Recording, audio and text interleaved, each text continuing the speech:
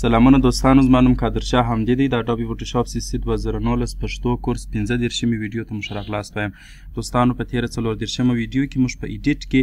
پر کنټنټ اور سکیل، په پیټ وار، پرسپیکټیو وار، پری ترانسفورم او ټو الاین لایرز او ټو بلند لایرز باندې کار وکړي او عملاً مو د دې وظایف تاسو ته تشریح کړه. نن راځو دوستانو ډیفاین برش پریسیټ، دغه رقم ډیفاین پیټرن، ډیفاین کسټم شیپ، پراګ اډوبي PDF پریسیټس ریموټ کنیکشن، پر دې اپشنونو به څه څه کار وکړو. اول دوستانو ډیفاین برش پریسیټ دی. د دې دپاره کارول کېږي دوستانو که چیرې تاسو یو لوګو جوړه کړئ مثلا، یا مو یو بل ډیزاین جوړ کړئ او غواړئ چې هغه دلته په برش کې ستاسو سره راسي. زه به دا یو څه کوچنی کړم چې دلته په برش کې ستاسو سره چی شي، په دا برشونو کې اضافه سي او هر وخت بیا تاسو په اسانۍ سره بل ځای چیز کې استفاده کوئ. نو راځم د هغه دپاره به تاسو راسئ، اول به خپل ډیزاین چې هر ډیزاین اوس مثلا فرضاً ما دا لوګو جوړه کړې ده، غواړم دا برش کړم نه،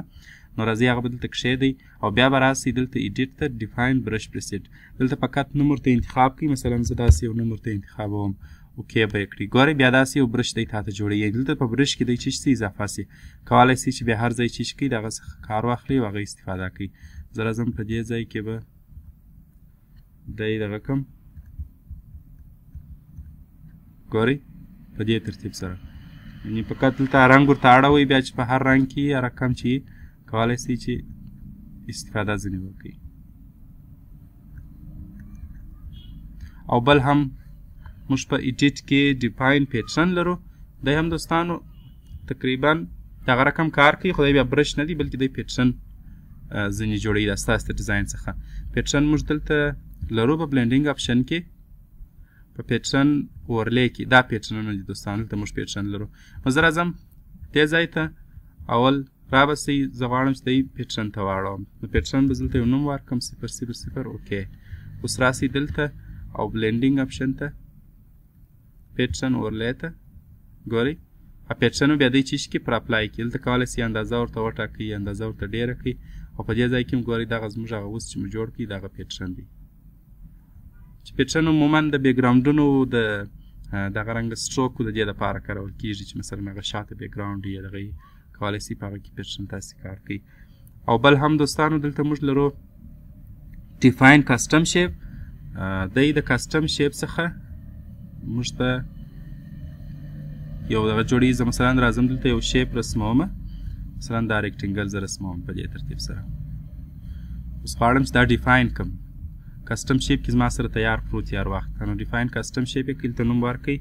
مثلا IO په نامه باندې، اوکې یې کړئ. اوس چې کله تاسې راسئ کسټم شیپ ته، ستاسې سره دلته دی ستا، دا دی دوستان، بیا کولی سئ هر ځای چې کوئ استفاده کړئ. په دې ځای کې دا ګورئ چې ما یې نوم ورکړئ د IO په نامه باندې، ګورئ اوس یې ما نوم هغه نوم دی او هغه شی دی. نو دا هم د ډیفاین کسټم شیپ کارو. او بل هم دوستانو موږ پراګ لرو. د پراګ کار چې دی، زه راځم دلته مثلا دا ډیزاین ما دا عکس ما راخلاص کړی دی، دا عکس ما مثلا په کیمرا باندې اخیستی دی. اوس په کیمرا چې کله تاسو کوم عکس اخلئ، د هغه سایز ډیر وي، د هغه کیشې ډیره وي، د هغه کلیپ بورډ ډیر وي، هیسټوري یې ډیره وي، چې دا ټوله د کمپیوټر پر ریم باندې مستقیما تاثیر کوي او د کمپیوټر ریم ځینې اغېزمن کیږي او د کمپیوټر ریم کراروي یا سلو کوي. نو د هغه دپاره فوټوشاپ یو ډېر ښه اپشن ورکړی دی چې هغه د پرک په نامه دی. که چیرې ستاسې د عکس کلیپ بورډ ډیر وي مثلا، یا هیسټریز ډیرې، یا مثلا د هغه ویډیو یې د هغه کیشې ډیرې، نو کولی سئ چې دلته هغه چیز کې کلیر کړئ او صفایه کړئ او عکس کوچنی کړئ. زه راځم دلته ایډیټ ته، ویډیو کیشې،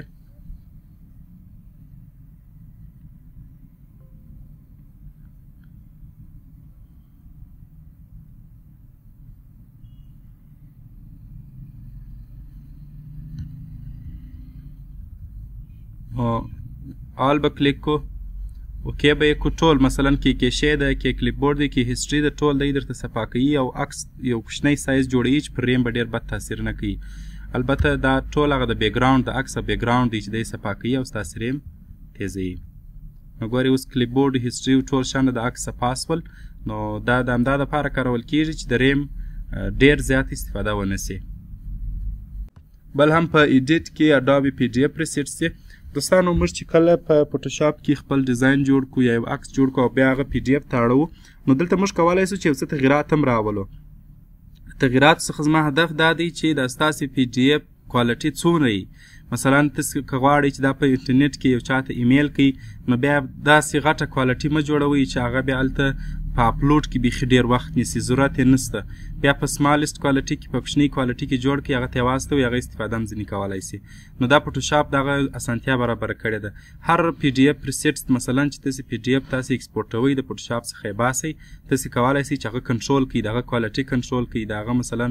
هغه سایز یې کنټرول کړئ چې په څونه سایز کې او په څونه کوالټي کې دا شی چې ایکسپورټ سي او د فوټوشاپ څخه ووځي. او تاسو ته دلته دوی دا هم وایي چې دا په کم پروګرامونو کې بیا تاسو راخلاصولی سئ د پی ډي اف په پروګرامونو کې. ګورئ مثلا دا اول های کوالټي پرنټ پی ډي اف پریسیټس دی، دا اتومات په فوټوشاپ کې د یو څو دانې جوړ دي. موږ کولی سو چې نوی پریسیټ هم جوړ کړو، ځان ته نوی سیټینګ هم جوړ کړو. د پریسیټ څخه یو سیټینګ مطلب دی چې تاسو یو سیټینګ جوړوئ، بیا پر هغه سیټینګ پر هغه معیار باندې د فوټوشاپ څخه په راتلونکي کې د ستاسو پی ډي اف فایلونه وځي. نو زه راځم های کوالټي پرنټ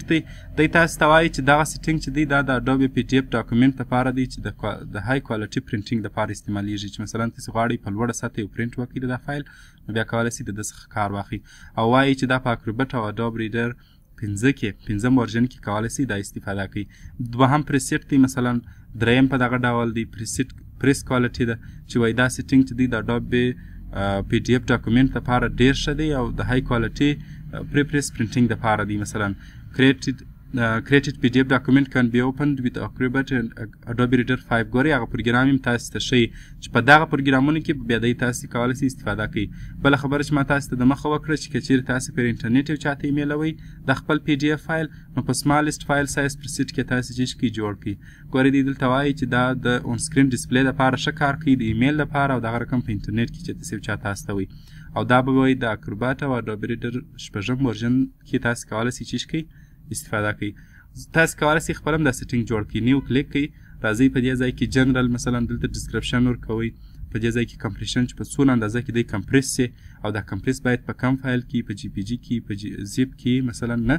دغه رقم نورې اندازې ورته ټاکلی سئ. بل آوټپوټ په څونه اندازه کې تاسو آوټپوټ غواړئ، سمري په دې اندازه باندې تاسو سمري ده. کمپیټیبلټي د کوم اکروبیټ سره تاسو کمپیټیبل کوئ، مثلا د 4 ورژن د 5 ورژن چې په هغه کې دی راخلاص سي، نو کولی سئ خپل یو پریسیټ جوړ کړئ، اوکې کړئ، بیا به هغه دلته چې سي ستاسو سره اضافه سي. ګورئ دا دلته اضافه سو. بیا چې کله تاسو دی ډن کوئ، نو بیا په راتلونکي کې به په دغه پریسیټ په دغه سیټینګ باندې ستاسو پی ډي اف فایلونه د فوټوشاپ څخه وځي او کولی سئ په مختلفو ځایونو کې د مختلفو اهدافو دپاره استفاده ځینې وکړئ. نو دا اډوبي پی ډي اف پریسیټس وه. او بل هم دوستانو موږ لرو ساده پریسیټس، په دې کې پریسیټ منیجر دی. لومړی دوستانو دا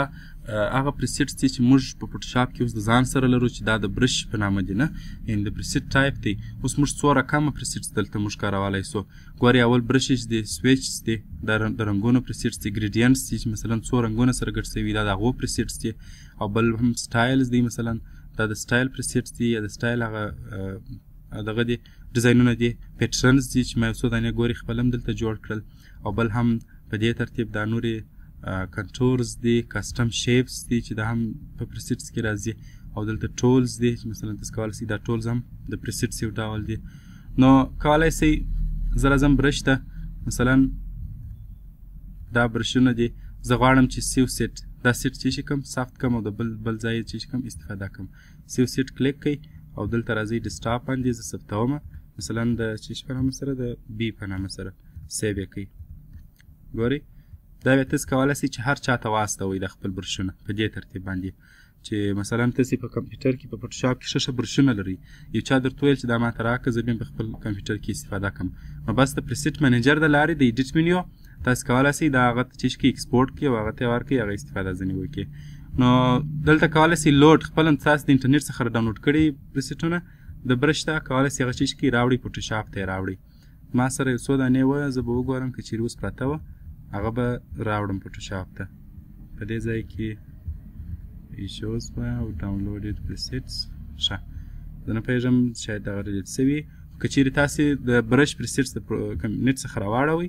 او په هغه ستاسو په کمپیوټر کې پراته وي، کولی سئ د پریسیټ منیجر د لارې او د لوډ د لارې چې کړي هغه فوټوشاپ ته راوړئ او په برش کې د ځان سره انسټال کړئ. دغه رقم ګریډینټس هم د نټ څخه راډولی سئ، ښایسته ښایسته ګریډینټسونه شته، کسټم شیپونه شته، هغه په دغه ترتیب سره دا هم دغه دی مثلا رینیمولی سي دغه ټایل 4 د نوم دی کولی سي چې ورکوي وای په نامه باندې چې کې رینیم کوي برشونه هم د ځان سره رینیمولی سي نوم ورکولی سي چې په آینده کې بیا تاسو په اسانه استفاده کوي مثلا یو دغه ډیلیټولی سي بالکل او بل مثلا غواړئ چې دا کسټم شیپونه ثبت کړي دا هم ثبتولی سي هېڅ مشکل نشته دا یې ستاسې سره ثبتوي او هغه کولی سي چې بیا بل څوک استفاده ځینې وکړي دا د پریسیټ منیجر کار و او بل هم موږ لرو دوستانو دلته میګریټ پریسیټ د میګریټ پریسیټ دوستانو کار دا دی چې موږ غواړو په خپل فوټوشاپ کې موږ سره پریسیټ پراته دي خو غواړو چې یو بل د فوټوشاپ کښته ورژن ته هغه جوړ کړو نو د میګریټ پریسیټ د لارې کولی سو چې همدا عملیه ترسره کړو او بل هم دوستانو ایکسپورټ امپورټ پریسیټس دي موږ کولی سو چې خپل پریسیټ چې کړو یا ایکسپورټ کړو یا امپورټ کړو مثلا اوس امپورټ پریسیټ کلیک کړئ ښه زه دلته اوس د ځان سره داسې پریسیټ نه لرم نو په دا خاطر سلیکټ امپورټ فولډر په دې ترتیب چې مثلا تاسې پریسیټ ولرئ د ځان سره د نېټ هم را ډاونلوډ کړئ نو خپل فولډر ورته سلیکټوئ او بیا تر هغه راوروسته تاسې کولی سئ چې پریسیټونه د سورس څخه راواړوئ پریسیټ ته او هغه بیا په راتلونکي کې استفاده کوئ دلته ریموভ کولی هم سئ اډ آل ټول اډوئ مثلا سلیکشن نه ورکوئ چې یو یا ټول اډ کړئ نو په دې ترتیب ایکسپورټ هم په دغه ترتیب دی چې مثلا ایکسپورټ پریسیټ داسې پریسیټونه ولرئ غواړئ د فوټوشاپ څخه یې د باندې وباسئ کولی سئ د ایکسپورټ پریسیټ څخه کار واخلئ او بل هم دوستانو په دې ځای کې موږ ریموټ کنکشن لرو ریموټ کنکشن دوستانو داسې کار کوي چې تاسې غواړئ د خپل فوټوشاپ یو بل چاته هم اکسس ورکړي خپل فوټوشاپ ته یعنې مطلب مې دا دی چې د ستاسې فوټوشاپ ته د بل کمپیوټر څخه یو څوک لاسرسی پیدا کړي نو کولی سي چې د ریموټ کنکشن څخه کار واخلي دلته فقط نیټورک ته ضرورت شته چې دواړه په یوه نیټورک کې سره مښتي وي نو بیا تر هغه راوروسته تاسې راځئ خپل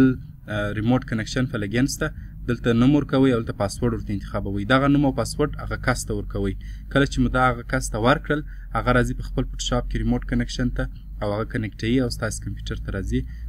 البته ستاسې فوټوشاپ د خپل کمپیوټر څخه لاسرسی ورته پیدا کوي دا د ریموټ کنکشن کار دی دا هر وخت ستاسې په فوټوشاپ کې دا چې شي وي غیر فعاله تاسې به اول دی فعاله کوئ او بیا تر هغه راوروسته به د ده څخه تاسې کار اخیستلی سئ نو چون زه اوس داسې بل نیټورک نه لرم په همدې خاطر باندې فقط هغه وظایف مې تاسې ته تشریح کړله او بل هم کلر سیټینګ دی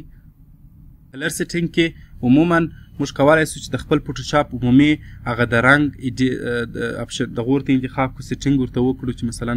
څونه رنګ موږ په فوټوشاپ کې کاروو کم رنګونه کاروو RGB کاروو CMYK کاروو نو دا ټول سیټینګونه موږ دلته ورکولی سو اول دلته ګورئ د رنګ عمومي ډول دی نارت امریکا جنرال پرپوز ټو د هغه ډولونه دي مثلا تاسې غواړئ چې یو بل رنګ کار کوي ګورئ هغه بیا ځان ته سیټینګونه لري نو زه به بیرته پر خپل سیټینګ ودرېږم RGB مثلا په کمه اندازه کې ګورئ اوس په RGB کې فرق شته SRGB ده مثلا CIE RGB ده ES RGB ده دا ټول د RGB ډولونه دي کولی سي هغلته کار کوي دا د چا په کاریږي دوستانو دا عمومي د مطبوعه والا په کاریږي چې هغه خپل پرنټر ته په کتو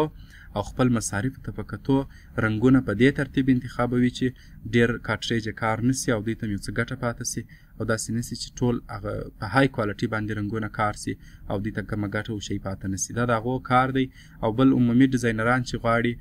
خارجان په خپل سیټینګ کې دوی ته راستي مثلا چې داسې په دغه سیټینګ کې موږ ته یا مثلا مشتري ورته وایي چې په دغه سیټینګ د کلر سیټینګ کې زه ستا څخه دا ډیزاین غواړم نو دی بیا راځي کلر سیټینګ ته او کلر یا رنګ په هغه ترتیب دی ورته انتخابوي مثلا CMYK ده ګرې ده څونه ګرې خوپوالی څومره یي مثلا سپاټ څونه رنګ یې انجن په کوم انجن کې تاسې غواړئ د رنګ انجنونه موږ په فوټوشاپ کې دوه دانې لرو یو اډوبي ده بل مایکروسافټ ISM دی نو په دا دواړو کې تاسې کولی سئ یو ورته انتخاب کړئ انټینټ مثلا په کوم ترتیب یې تاسې د انټینټ غواړئ دا اپشنونه هم ورته انتخابولی سئ یوز بلاک پوینټ کمپریزن دا ټوله د رنګ ډولونه دي کلر منیجمنټ پالیسیز دي د RGB ده په کومه پالیسي کې CMYK ده د ګرې ده دغه رقم مثلا دلته اډوانسډ کنټرول دی ټوله د رنګ سیټینګو ترتیب تاسې کولی سئ په کلر سیټینګ کې ورته وکئ یا مثلا غواړئ یو بل سیټینګ د یو بل چا سره شته غواړئ هغه را لوډ کړئ راوړئ فوټوشاپ ته کولی سئ د لوډ د لارې کلیک کړئ مثلا یا غواړئ دغه سیټینګ ثبت کړئ کولی سئ چې دا شی کړئ د ځان سره ثبت کړئ نو دا د کلر سیټینګ کار سو او بل هم دوستانو اساین پروفایل دی د پروفایل کار دا دی دوستانو چې تاسې غواړئ په کم پروفایل کې کار وکړئ د RGB په پروفایل کې د CMYK په پروفایل کې نه یعنې دا ټوله د رنګو ډولونه دي دی هم د ستاسې د فوټوشاپ رنګونه چې کې اړئ او په هغه کې خلاص وي اوس ګورئ ورکینګ RGB پروفایل ګورئ اتومات دی یا د عکس رنګ د واړوئ نو زه راځم دلته یو بل پروفایل مثلا ایمیج P3 پروفایل زه دا پروفایل کاروم ESRB دی په دې ترتیب سره دا پروفایل موږ ته چیش کې راته واړئ دا فقط د رنګونو دپاره استعمالیږي چې تاسې غواړئ هغه د خپل فوټوشاپ رنګونه د خپل ډیزاین رنګونه چیش کې یو بل پروفایل ته یا بل شکل ته واړوئ دا به زه کینسل کړم او بل راځو ایډیټ کې موږ کنورټ پروفایل نو دا هم د یو پروفایل څخه بل پروفایل ته تاسې اړوئ مثلا دلته راځئ اول د وارې د خپل پروفایل ورته انتخابوئ چې زه غواړم Adobe RGB ته یې چیش کړم کنورټ کړم هغه انجنونه خو هغه دوه دي دوستان چې ما تاسې تشریح کړل انټنټ هم دلته ورته کولی شئ او دلته اډوانسډ نو دلته نور سیټینګونه هم شته مثلا زه غواړم CMYK ته یې واړوم چې کله یې اوکې کوئ بیا به پروفایل چی شي CMYK ته به واوړي دا د کنورټ پروفایل کار سو دوستانو بله ویډیو کې به دوستانو پر کیبورډ شارټ کټس دغه رقم پر منیوز باندې ټول بار باندې او پریفرنسز باندې کار کوو ستاسو له توجه نړۍ مننه دوستانو هیله کوم دا ویډیو در سره شریکه کړئ او چینل سبسکرایب کړئ تر څو راتلونکو ویډیوګانو خبر اوسئ د کیبورډ شارټ کټس په اړه دوستانو ماته ډېر دوستان وایي چې په دې اړه باندې ته یو علیحده ویډیو جوړه کړه زما هم داسې پلان دی د خیر سره د فوټوشاپ ټول شارټ کټونو ته به زه علیحده ویډیو جوړه کړم او د یو ورډ فایل کې به